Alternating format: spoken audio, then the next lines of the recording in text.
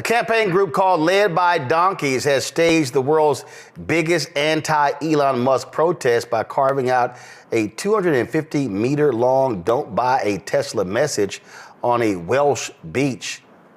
This is awesome. My name's Prama, and I've been a Tesla owner for 6 years. We used to joke that Elon Musk was like a real-life Iron Man. But then I think there's so many things that have happened. He's gone into becoming someone who is obsessed by power, and that's really changed my view on him. And when he started getting onto the ticket of the extreme far right, that's when I started thinking, I'm not really sure I should be driving a Tesla.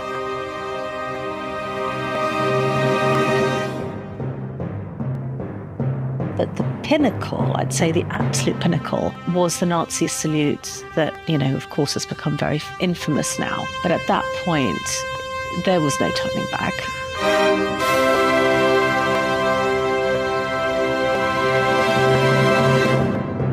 My message to anyone who's thinking of buying a Tesla, don't put your money towards this extremism and division of society.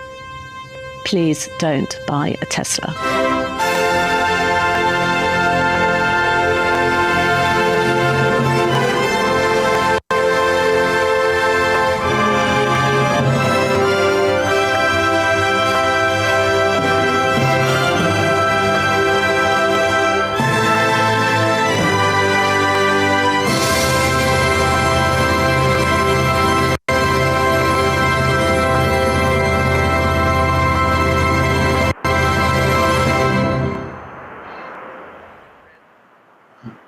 Wow, that was pretty impressive. I got to show y'all this here. Y'all are gonna laugh at this one, because there's nothing like the stupidity of people on Fox News, and I really hate to say when you're a brother that you are stupid, but that's pretty much what Lawrence B. Jones is. I mean, the boy ain't bright. Okay, the boy is not bright whatsoever, but.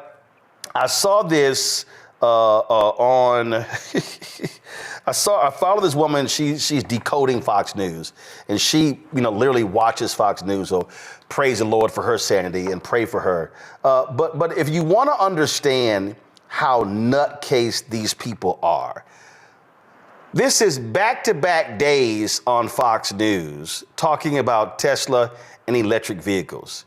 This shows you, remember, these right-wingers watch this crap every single day. They're being fed stupidity. Listen. Where they had an array of 5 different Teslas, including a red, white, and blue one, and the president picked the red one. He bought it. Apparently, he wrote a check to Elon Musk for it right on the spot. Yeah, he doesn't like direct deposit, he said. But I love what Sean did. He bought a Tesla, right? Two of them. He bought one for radio that he's going to give to someone who wins that contest. And he bought a personal one. He's selling his other car and replacing it with the Tesla. So friendsoffoxnews.com, if you've done the same thing or tried to take action, because this guy's trying to donate his time and his expertise to the country, getting no money, and his companies are paying the price, let alone him not being at the head of it. And yesterday, one of the supporters of our radio show, the Dollar Loan Center, they bought $250,000 worth of Tesla stock, and they went out and bought a brand new vehicle for their fleet. Yeah. Because they are so outraged about what's happening. Because it's nonsense. And if you've done that, just do it. Listen, they're not cheap, but they're great cars. No, $35,000 for their cheapest one. That's very affordable. So this is the very next day, also on Fox and Friends. I cannot make this up. Here we go. When I decided to go on vacation and get an electric car, I didn't even know it was an electric car. We're not ready for this. There's not enough charging stations, and then you don't know which connector works or not. People want options. If people want to drive an electric car, it's up to them. They want a hybrid. I got a hybrid. It should be up to, but if people just want old-fashioned gas that works, you can just go to a pump and fill it up. They should have that option as well. But in the new Green Deal, which was the Inflation Reduction Act, there's money and infrastructure. There's money for the charging stations. They didn't follow through. One of the things that makes they built like 7 or 8 of them. Right? Yeah. What makes it the whole sense that the Earth will disappear if we don't drive an electric car is pretty much over. Lee Zeldin. the sheer stupidity, Mustafa, that is on display on that network is astounding. And the thing is, listen, the ratings came out and it showed that they were beating the broadcast networks in prime time. They feed drivel to a bunch of people, and they believe the lies and stupidity every single day and night. And it's unfortunate because anybody who has done any basic reading would understand that, not only that the climate crisis is real, but in many of the locations that are having these impacts are places that desperately need us to be able to do whatever we can to stop these extreme weather events. And of course, electric vehicles help us to break the addiction to fossil fuels. So folks are actually hurting themselves when they continue to consume this misinformation and disinformation, because we need to be clear. Misinformation just means you made a mistake, possibly. Disinformation means a real intentionality in you sharing information that is not true. Now, the truth is that Tesla's, their stock dropped 53%. And there are other EVs that are out there now that have longer ranges and are doing better on some of the various driving tests that are out there.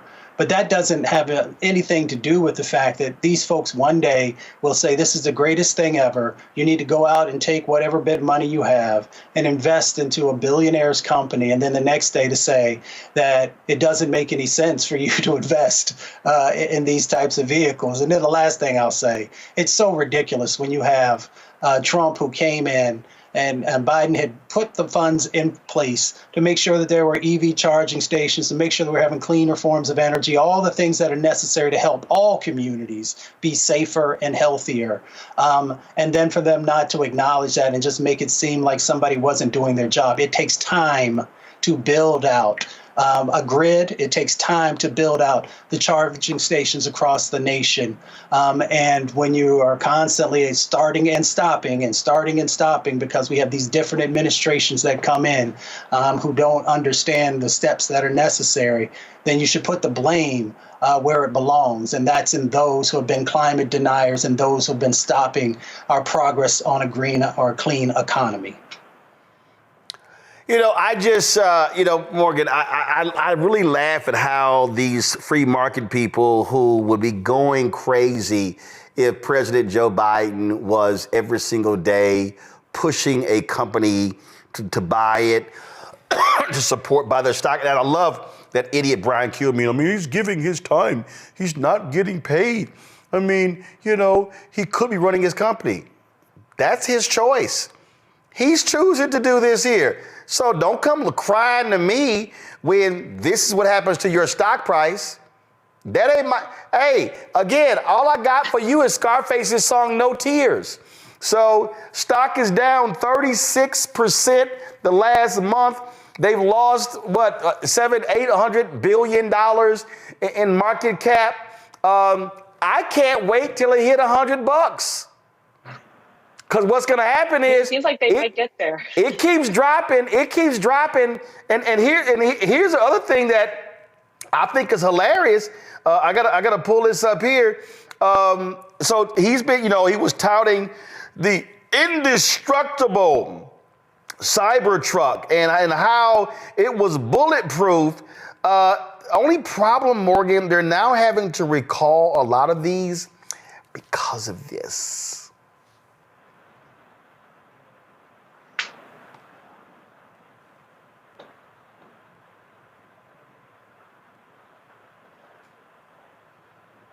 Yeah, the parts are falling off. Looks like they use super glue. So it's a little hard, Morgan, for me to believe that, this indestructible Cybertruck, yeah, it's falling apart because the glue is coming apart. Yeah, and it really does seem like, part of the reason why, to the extent there are people left that are giving Elon Musk some benefit of the doubt, they're not many, but it is this idea that he's this, technological genius and he's created so much value. Tesla is the most amazing car ever. And look, it was one of the, definitely the most successful early EV car in the US, though, of course, there are cars being made other places that are also very advanced, but that's another conversation. But no, I mean, the fact that this guy now has a global movement against him, that's just astounding to me, that you have people all over that are saying, we hate this guy, make him go away. But it's not surprising because, as we know, our policies, the White House, has the ability, especially through things like the trade policy, to impact the financial bottom lines of people all over the globe. And so the fact that we also have other billionaires that are friends with him, that are now trying to lead protests and get people activated against him, I think that tells us that, you know, the public sentiment has definitely turned against him. Whether or not that'll translate into other punishment for the administration at large, I guess we'll have to wait and see. But I do think it's a good idea to continue to just point people on that corruption point. And it reminds me, Roland, of, you know, because I'm in Ohio, so there's all sorts of people with all sorts of political views. And people are like, well, what's the big deal? Second Trump administration, this and that.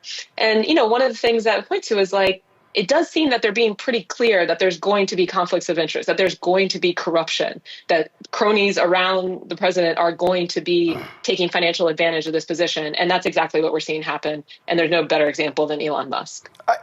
Here's what I find to be the most laughable, Larry.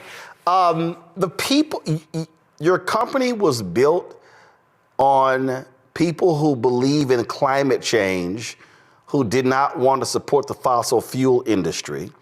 You got massive tax breaks to the tunes of billions of dollars from California, from Nevada, from Texas, a solar panel company in New York State, Buffalo, more than $1 billion that actually tanked, okay? And he ain't even producing solar panels, all sort of stuff. Your company was built literally on the backs of progressives and liberals. Red State hates electric vehicles. Trump hates electric vehicles. But then when you gave him $300 million for your campaign, all of a sudden he's loving Teslas. It's all a con. It's all a grift. So for somebody who's supposedly smart and brilliant, you got to be stupid as hell to essentially destroy the audience, your consumer base for Trump, and now you're crying because they're protesting and they're burning Teslas. And there was a poll that was taken the other day. 94% of Germans say we will never buy a Tesla because he made the Nazi move when he spoke Trump rally. So I'm sorry, I have absolutely no tears for him whatsoever. And you know what? Sean Hannity can't buy enough Teslas to save his ass. So, I think there are a couple of points. First of all, if you believe in capitalism and free market, then this is what you get when you don't provide the product, or your political affiliation turns off the people who are more likely to buy your vehicle. That's just the way it is. The second point I want to make is Musk is the biggest beneficiary of government welfare. Let's be clear about what this is.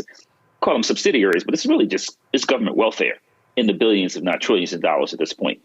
Thirdly, I want to make a connection to those two video clips you showed, because when you read about authoritarianism, one of the things you know is about the media, print or TV, digital, et cetera, is that when they report misinformation and people consume it and believe it to be true. So you see that big contradiction from, buy Teslas, just don't buy any other vehicles that might be similar, which once again is a contradiction is if you believe in capitalism. So I think those are the 3 points I want to make is, is showing those video clips is why we're not moving towards, we're in authoritarian government, in my opinion. And then, like I said, secondly, you can't do things that are going to piss off the people who buy your cars. And so now you have to find out. And if you believe in capitalism, let the market sort it out. And if you go bankrupt, that's what the market decided. No one wants to buy your cars. And so you have to start from scratch like everyone else. I just found this to just be utterly hilarious. And and the Trump people are just really losing it. Mustafa, Pam Bondi was on Fox News. I think she's on. Why did she become Attorney General? She should just sadly become a Fox News contributor because she's actually on Fox more than she is at the Department of Justice. So she goes on to. So this, I love all of this here. She goes on Fox to decry, if you mess with a Tesla, we're gonna come after you. Donald Trump, in his interview with Laura Ingraham, this is how hilarious these people are. I know the people at GM and Ford and Chrysler got to be saying, this is stupid. Listen to this one. I find this to be just utterly insulting. Do you consider what's happening an act of domestic political terrorism against one of your allies? So Elon is a patriot. And again, I hardly knew Elon until the election. And he turned out that he liked me better than he liked these radical lunatics that were in it, better than Kamala, better than Joe, because he's an intelligent person. He backed me, and he went, and he got very much involved. He thought he actually would go around saying, if Trump doesn't win, our country is over. But do you consider this an act of domestic terrorism? I think so. Why? I think that if and when they catch the people, and I hope they do, the good thing is they have a lot of cameras in those places, and they've caught some already having to do with that. I think that you will find out that they're paid by people that are very highly. So Mustafa, the dude who pardoned the January 6th domestic terrorists, believes that the people who are attacking Tesla dealerships, that's domestic terrorism. Quite ironic. It is ironic, and it's just foolishness. It's distraction. And, I'd love to see what his definition of domestic terrorism actually is then, because we know, especially in relationship to our communities, we know what domestic terrorism is because we've had to deal with it for 400 plus years.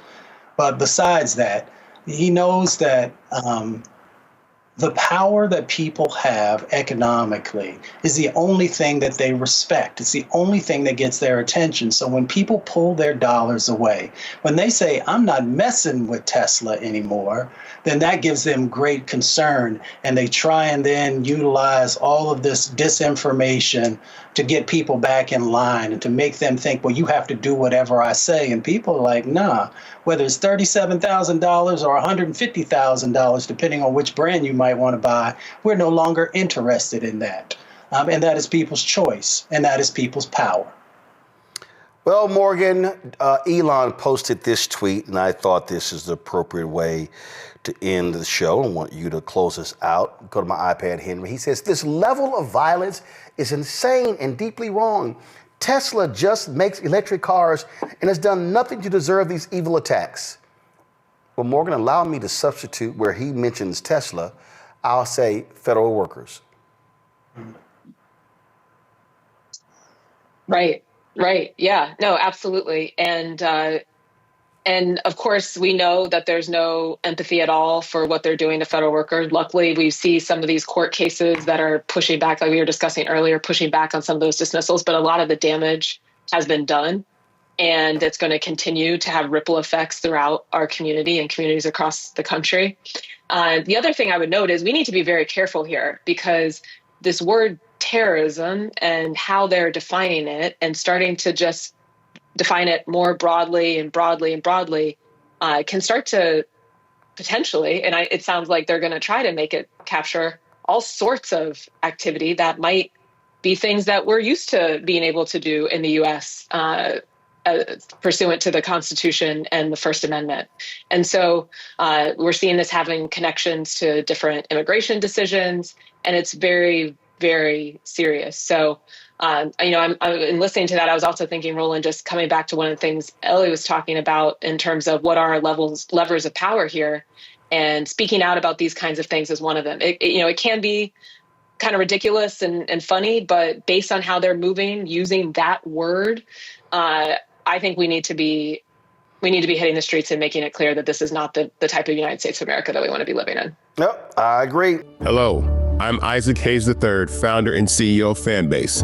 And right now we're accepting investors in our $17 million round to revolutionize the future of social media. Today, for just $399, you can own 60 shares of stock in Fanbase at $665 a share. Go to startengine.com/fanbase and invest today. While the big platforms have grown too massive and disconnected from their users, Fanbase is building a platform where creators and users truly come first. We've already raised $8.6 million from everyday investors who believe in this vision, and now you can join them. This is your chance to invest in a social media tech company with over 1 million users that is disrupting media by allowing anyone to reach all of their following and monetize their content from day one. The market is changing, big platforms are failing to serve their users, and Fanbase is stepping up to fill the gap. Don't wait until it's too late. Invest now. Invest for yourself and your future. Go to startengine.com/fanbase and own the future of social media.